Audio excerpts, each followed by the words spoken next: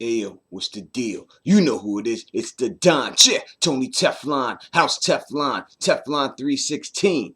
We pull the strings. Cheer! Here on Teflon TV.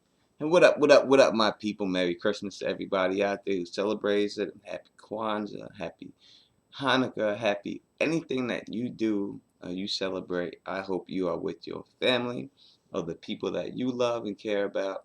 And I hope you are doing your thing and everyone is in a joyous, festive mood. All right, so now this is the night before Christmas, obviously, and I'm doing this and putting this out there for you, but it probably will only be up there probably during Christmas or something like that. So hopefully, when you're done doing everything that you do, you get a chance to take a look at this Q&A session that I am doing right now. So, as I said, this is a Q&A session, so let's get to it. The first question that was asked me a very long time ago, I never had a chance to answer it. It is a very long question. So I'm not going to read the whole question because it is very long, but I'll read the points of it. And it is from Elliot Crossan. All right, he says, I have an issue with your logic regarding Stannis claim to the throne. As I see it, there are three claims. Basically, he's saying there's three claims, and the three claim are right to conquest, best person for the job, and blood right. All right. Therefore, one must hold absolutely one of these rules if they want to claim the throne by every law of gods and men, and Stannis does, and on your and you on Stannis' behalf. All right, basically what he's saying when it all breaks down to it is that the Lannisters, I would take, are that they would be the ones who would have the right to the throne right now under my logic, because they are the ones who have won the throne by conquest, and they would have the right to the throne. That is the way I took the question. That's what I believe he's trying to say there. The only reason why I cannot agree with you on that at all is because I can't see the Lannisters. When the Lannisters did, I don't believe they took the throne. But if you want to say they took the throne, let's say they did. They won the Battle of Blackwater over Stannis at that time. They were fighting under the Baratheon banner, not under the Lannister banner. Their claim is that Joffrey is a Baratheon, not a Lannister. So that is why I cannot say that the Lannisters have any claim or have done anything to win the throne. Now, if they would have did that and then said we're taking the throne and put Jamie Lannister on the throne or something like that, or said he's a bastard but we're still putting him on the throne, and announced to everybody that, then I would think that they would have the right. Yes, they would be king. But the fact that they fought under the Baratheon banner at that time, that's why I believe that they got the throne and are able to keep the throne. So I don't think the High Lords would even tolerate anything else like that. So that's the way I took the question. It is very long. I cannot read this whole thing. It's too long. And but that is where I took it, and that is my feelings on it. So I hope that answers your questions there. So let's go into these other ones real quick. Malon, can you explain the timeline for the pink letter?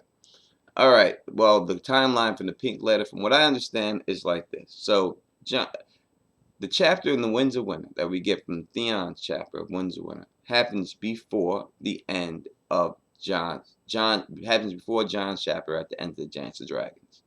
So, can I break it down exactly where it is in the book, where it should be? I can't, because George can slot it in just about anywhere. I mean, you could see the time frame where it would have to be.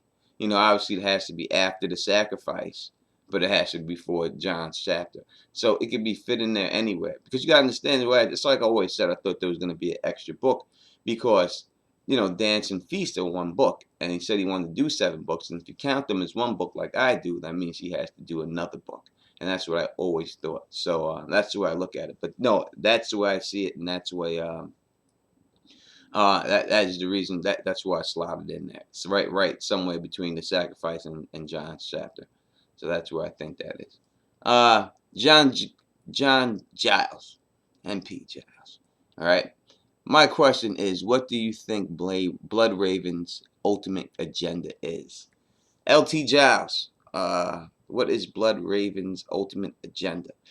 I that's hard to say what his ultimate agenda is. Me personally, I don't think he wants to be there anymore. I think that due to the fact of lack of blood sacrifices that are going on, he has withered away. His power has gone. I think it could be some type of Atlas Stone type trick, like trying to get Bran to take his spot so he can physically leave. Maybe he could put his brain inside of something and go and get out of there into a different body and leave. I think it's something more like that. I don't think he's just some guy who's there as a messenger to train this guy, to train Bran, and then die after he's done training him. I don't believe that at all. All right. Frozen Shady says, only a boss like the Don who would know a boss like Stannis would think in other words, would think. In other words, don't challenge the Don. I guess that is to the pink letter challenge I issued out there. And, I put out there a challenge, but it's really just a debate. So I don't want people to think that I'm going to get out there and try to, scream on people. It's not like that at all. I just think that out of all the things that I did, that's the most thing I got the most contention out of.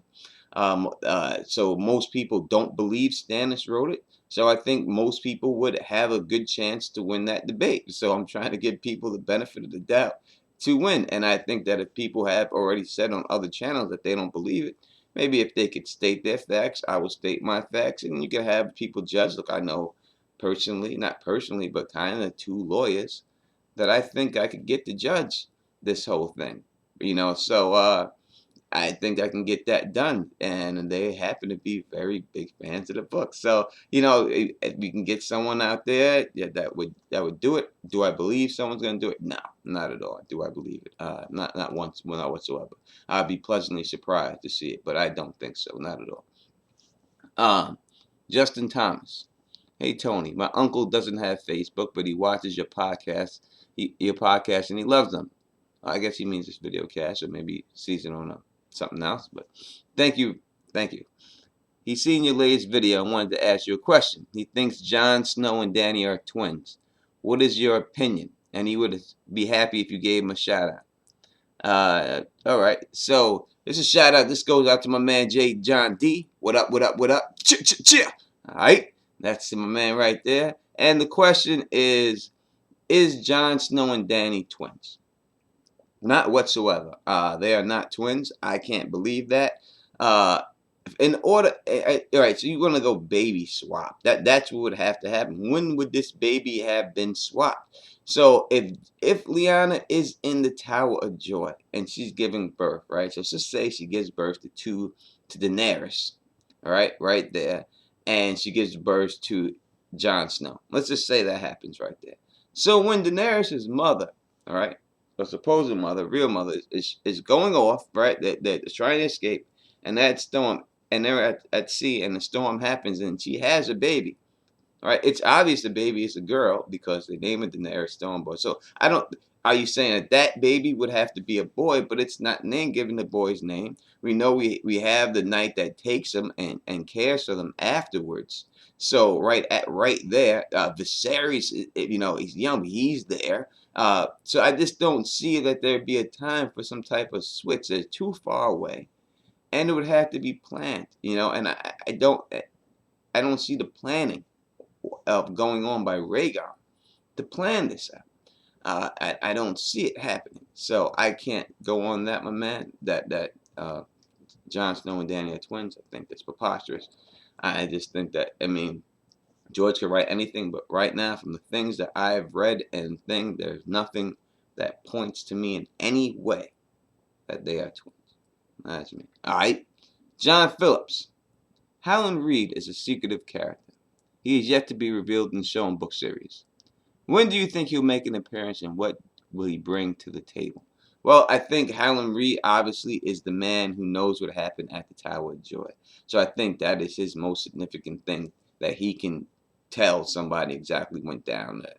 I think he makes an appearance in the next book, and I think it's early. I think you see everybody in the next book that we haven't seen. It's like George just said that Jane Westling is the epilogue, right? So, the preface, whatever it is.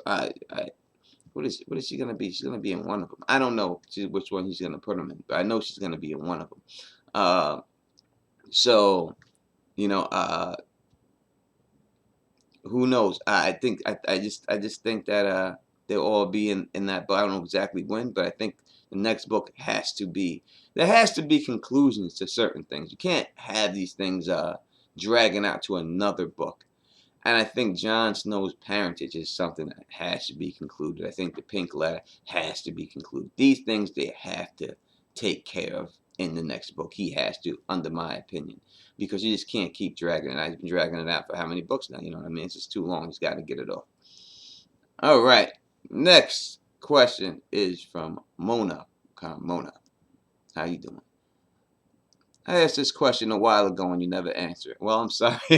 I guess a couple of people I have done. I have not been able to get, it's hard for me to get to every question. I'm so sorry if I don't. But I will try. I do try. I would love to hear your opinion on the Faceless Men, Jack and Hagar, killing Pate in Old Town, and the reason why he assumes his identity. All right. So the reason why I believe that he has done it is to get the key, which he did acquire, and I think the key that he got there is to get to the basement, and I think that he is answered after the death of the dragon's book. I think he was sent there by someone, whoever paid him, to get that book, to retrieve that book, and I think that's it. Now, who paid him to get the books? Is it the Greyjoys? Is he still working for them? As we know, he did work for them at one point. So is he still working for the Greyjoys? Are they the ones who sent him after the book? But I think he's definitely after that book. That is my thing. And you have a second question there. Will you come to California and talk Game of Thrones with me one-on-one? Well, I would love to come to California. I've never been to California. I'd love to talk Game of Thrones with you one-on-one. Of course I would have. I would do that in a heartbeat. There's no way. If I was able to go out to California and meet you and talk Game of Thrones with me, no doubt that I would definitely do that. I wish I could do it. Maybe I should do that to like some type of fan or something like that. Obviously, Mona, you asked first. I would just go out there and do that for you, but I should do that somehow. I should take this dough that I get from this and just save it and say I'm going to go visit someone and do a show from their house or wherever they want me to, their bar or something like that. Maybe I'll make that. Yeah, if y'all want something like that, you let me know, because I put up a thing like a donation thing and put donation things up in there, and that people donate the money to give me the ticket to go, and I'll make a contest. Whoever donates will be on the list, and I'll go through the list and I'll pick one person randomly and I'll go see him with that money and fly out there and chill. I would definitely do that. So if y'all want to do that, put it in the comments and we get that popping. Alright, that's where it is. Alright, let's go to, I have another page of questions I'm going to do for all of you. I think I do. I thought I did, but I don't know if I can find them. Wait a second.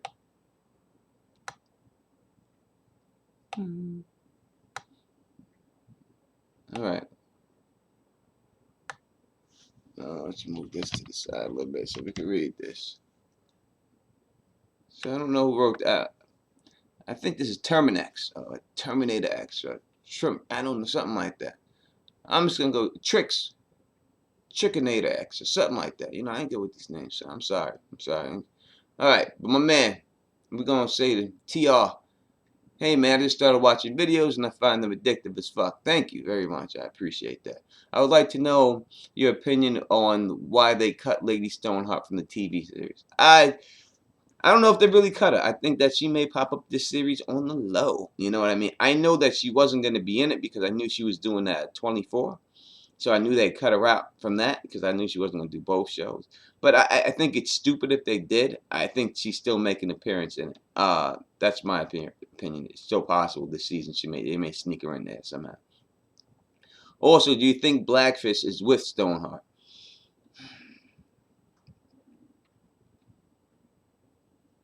I never did not know Blackfish, right? I think it's plausible that he is with Stoneheart at this particular time.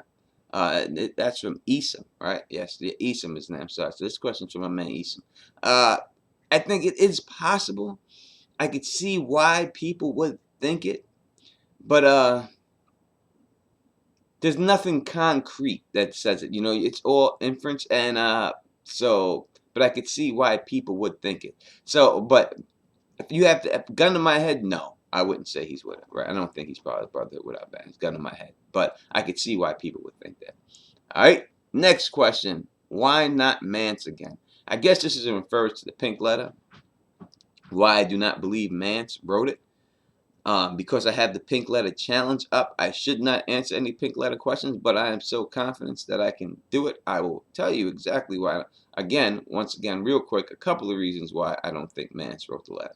Number one is time, and I think that's the biggest thing. I don't think he has the time to write the letter.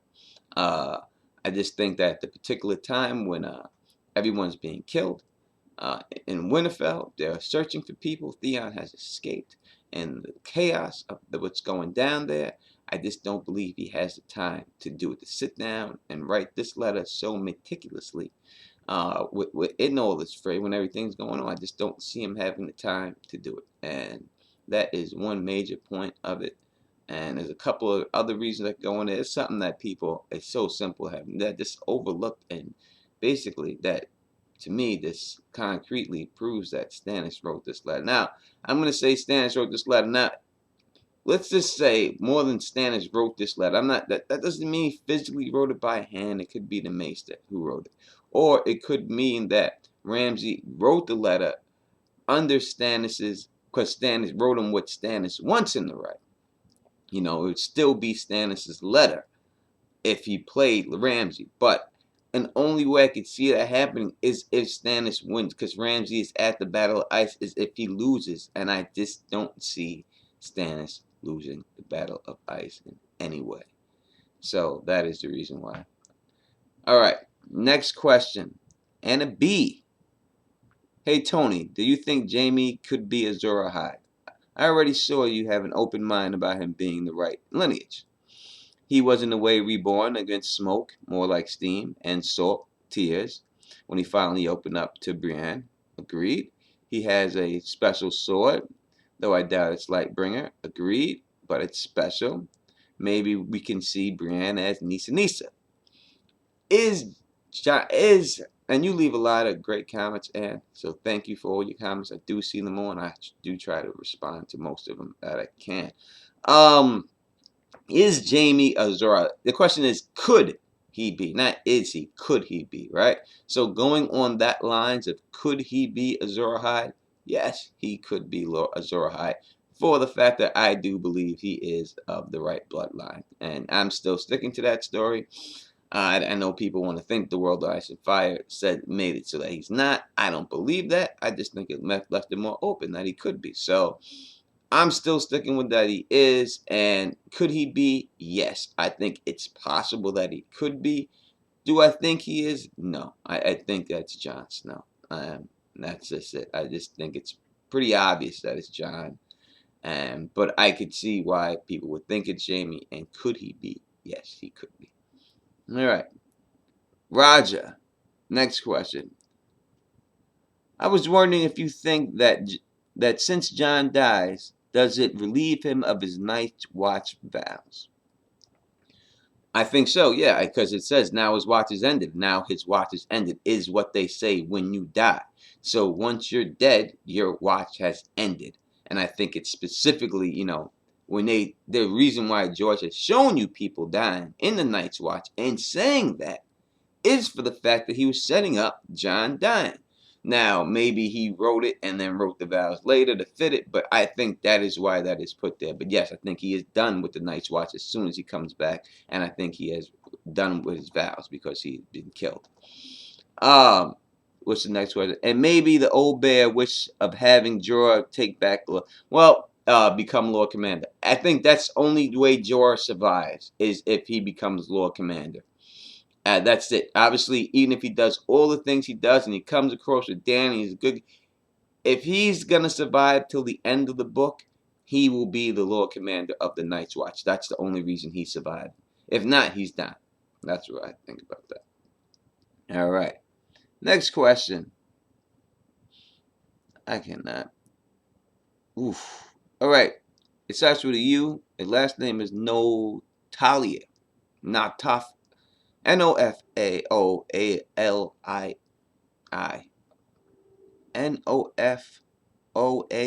I can't say. I don't know.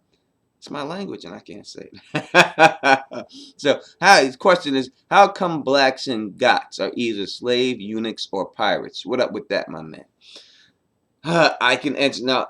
I can answer this easily too, because if you look over, there's an interview that George R. R. Martin actually gave to I think it's Wall Street Journal, and I think you can find it on YouTube. And it's a black guy who interviews him, and it was for the World of Ice and Fire book, and he basically asked him the same type question: how come there's not a lot of black people in your book series or in fantasy in general? And he answered it, and I could say verbatim exactly what he said, but this is what he said along the lines. And you can go look it up if you want to see verbatim what he said. But he said, there are no black people in fantasy series because fantasy series are written by old white men like me. If black people want black people in their series, in fantasy series, they should go out and write some fantasy series. And that's it. And that's what he said. So that's the way he feels about it. And that's the answer to the question. The reason why there are no black people, or the black people are slaves, eunuchs, or pirates, as you said, is because it's his world. And that's what he wants to do. And he has the right to do whatever he wants in his world. This is not a TV show or something where you have to appeal to masses and try to get people to watch. It's a book series. And I believe it's his world. He has the right to do anything he wants to do. It's his world. And that's why would I like to see him in a better light? Of course, but it's not my book world. Would I enjoy it more if there were more black people in it? No, I wouldn't. I would enjoy it just as much. I like it the way it is. I don't care. You know, I just like I don't. It doesn't take a black person movie for me to like it. In fact, a lot of black flicks that are just straight black flicks, that are just all black people, I don't watch them. I don't really like them. I like movies, you know what I mean, in general, but not this genre filled like that. You know, I don't like films all just Chinese people, films that are just all Spanish people. I don't like the Great White Hope films where there's a black where there are some black students and some white person comes there and all of a sudden he changes their life and turns around. I don't like that. I don't like the Great Black Hope where there's these white students and the black guy goes there and he changes their life. I don't like things like that. I don't like. I'm not saying that those things don't happen in real life. I'm sure they do. I particularly just don't like movies like that. All right, so that's that. Next question, Garrett McDonald says, could Sir Loras Tyrell be the Valancourt? I imagine he's pretty pissed off, and he is, if he is still alive at this point. So I think Loras is still alive. I think that whole thing is a ruse.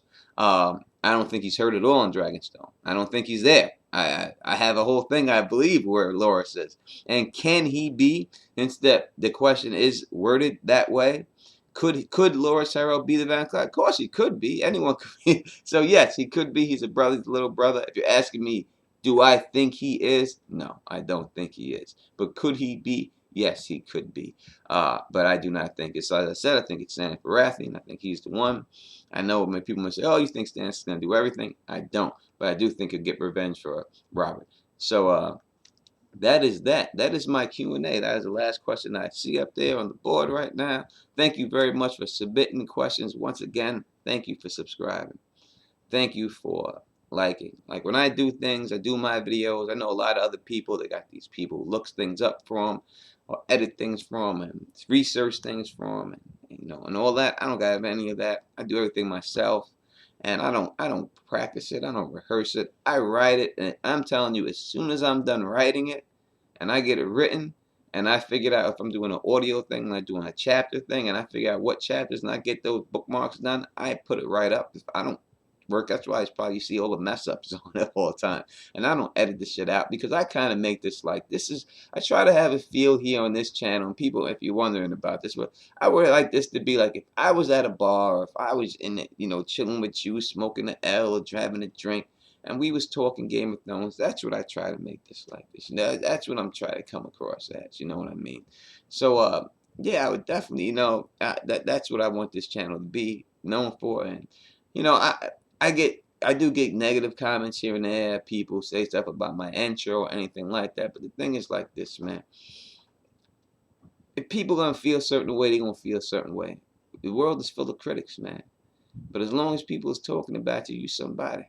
And that's the way I see it. You know what I mean? So I'm sure some people don't like it or think it's retarded or think it's funny, and some people do. I don't care. I do it for me. It's what I do. And when I look at it, and the reason why I do it, if you wonder why I do my little intro like that, is because to me it's like a hook to a song or something, you know what I mean? And I used to do rhymes and all that, so that's like one of my hooks. So when I hear it, like when I'm saying it's the Don, yeah, that yeah in my head is like the whole crowd going, yeah, you know what I mean? Like that. So it's the Don, yeah, only Teflon, yeah. That's the way I feel, like the whole crowd is screaming that yeah part with me. So when I do it, that's why I do it, and that's the way it sounds in my head. Possibly if I ever get to the studio and I did an intro, I would put a crowd effect doing that, and then you would see, then they probably would sound better. But that's the reason why I do it. So thank you for everyone who has subscribed. I will have new videos very soon. Trust me, trust me. I know I have 3 that I have to do part 2 on, and I'm going through all 3 of them. Boom, boom, boom, boom, boom, and then we'll start a whole new thing going on. So remember the thing I said about the whole traveling thing? I'm dead ass about that. If that's the case and y'all want me to put some donate thing out there, I'll do it, because I never thought about doing anything like that, because it ain't, it ain't really serious like that. I see other people got that donate thing on their page, and I don't really do it. But yeah, if you're gonna donate and do something like that, and I was gonna do something like go visit somebody and with the dough, I would do it for those reasons or something like that. That would be worthwhile for me to go see y'all out there. You know what I mean? I'd love to go see people face to face and meet them and everything. So, yeah, drop it whatever you feel in the comments and everything. I hope you enjoyed this. And next time I do a Q&A, just put your questions down. And I'm sorry for the people who don't have Facebook. I didn't know that. So next time, please put your questions on Facebook or on the YouTube page. You know what I mean? And thank you for watching. Until next time, you know who it is. It's the Don. Yeah! Tony Teflon, House Teflon, Teflon 316. Now, this would be everybody in the crowd together. We pull the strings. Yeah! Peace! And I'm out. Stay sexy.